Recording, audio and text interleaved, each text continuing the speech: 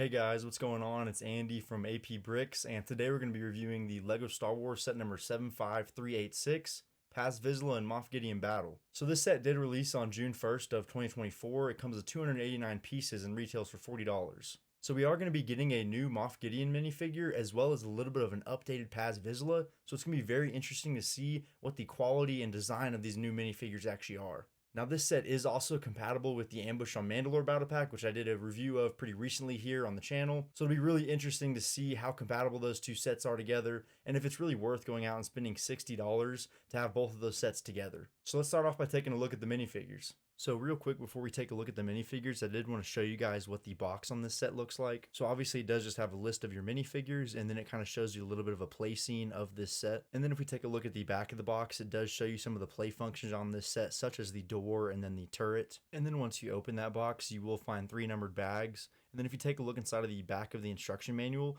it will show the Ambush on Mandalore Battle Pack being paired with this set. So that's really cool to see them advertising it like that.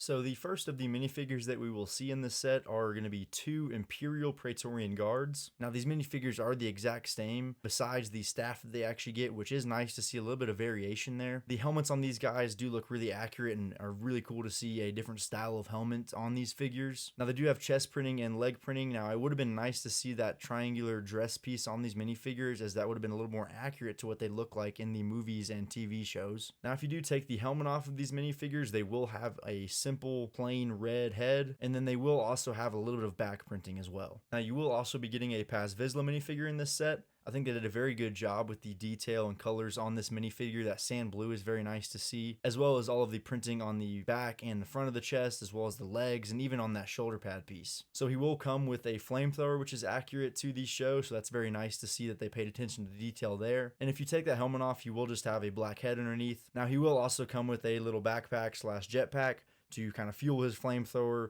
and also to act as his Mandalorian jetpack. And here is our Moff Gideon minifigure. So starting off with his helmet, they pretty much nailed it on this. They got the 5 spikes right on the top of his helmet, which is really nice to see them paying attention to detail there. And then the red details on there too are really nice to see. Now he will come with chest printing, leg printing, which does go all the way down to the feet.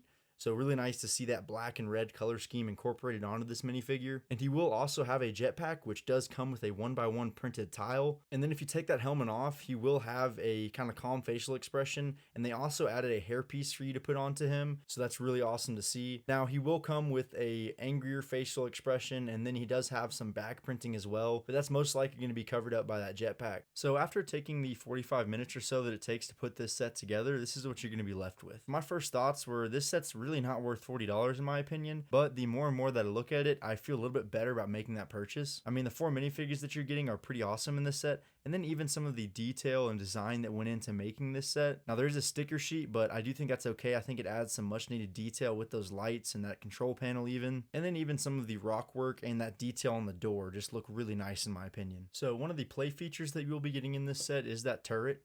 Now it will just rotate 360 degrees, but there's no vertical rotation to it. Now those are just 2 stud shooters with green little studs inside of them. And the cool thing is if you take off this turret, you can store a few more of those green studs under there, and maybe even Moff Gideon's hairpiece if you want to. And then it attaches back onto the set pretty easily. So the other play feature on this set is going to be this bunker door. Now if you grab that ball up top and pull it up, it will lock into place. And there's going to be a little lever on the side that you can kind of just push back down, and it will drop the bunker door back into place. Now the reason this works is because of a little tiny black ball joint that slides up underneath a Technic piece and locks the door into place. So it is nice to have it locked because you can't have your minifigures kind of walk in and out of it. So a very nice and very cool building technique used by LEGO here. So one of those sticker pieces that I was talking about is going to be that control panel. Now I do really like the addition of this in there, as well as that little tiny red 1x1 translucent stud that they added on there. So I really think that this right here might be the best part of the set. You are going to get a light pole. Now all jokes aside, it is just nice to see the addition of something like this within the set. So you will also be getting a 2x3 stud sticker of Moff Gideon's Imperial Light Cruiser. So I'd say this is a sticker that's actually kind of nice to have in this set, as you can make this Moff Gideon's own little personal room and have him kind of stand over there checking in on his Imperial Light Cruiser, maybe to see how far away it is or some status or something like that. So very cool addition to the set. So we do have a couple more stickers in this set. Now those are going to be those 2 light bars over the bunker door, which do add some nice detail, but they can be kind of a pain to line up perfectly because they might end up being a little bit crooked. And then if you look inside closer to the bunker door, you are going to have those kind of imperial looking lights, and those are going to be on both sides of the bunker door. Now those are very similar to the lights up top. It's a little hard to get those lined up perfectly, but those are a little more concealed and a little more hidden, so you're not going to have to worry about that as much. So you are going to be able to attach the Ambush on Mandalore battle pack to this set, and that's going to be due to the 2 clips that are going to be on either side of this build. So this is the first way that you can combine these sets together. I do really like the look of this, as they have the exact same color scheme with those gray and tan pieces, along with all of the rock work that's incorporated into each one of these sets. Now you can also attach these sets side by side, but I'd have to say that I prefer the 90-degree angle of that first attachment. So overall, I would have to recommend you go out and get this set.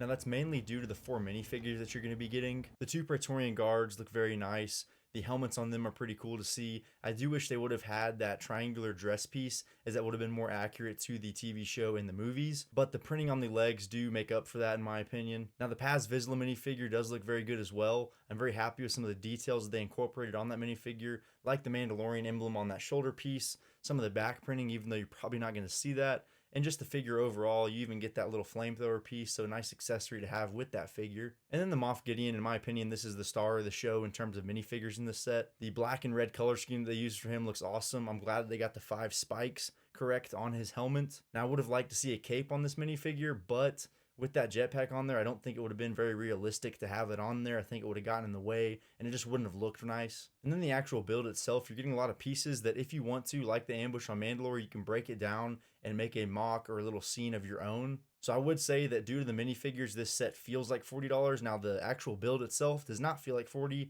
but those 4 minifigures definitely bump it up. So in my opinion, I do think it's worth that price tag. Now, if you enjoyed this review, I do have a full playlist right here of other LEGO Star Wars reviews. Thank you for taking the time to watch this video, and I hope you have a great day.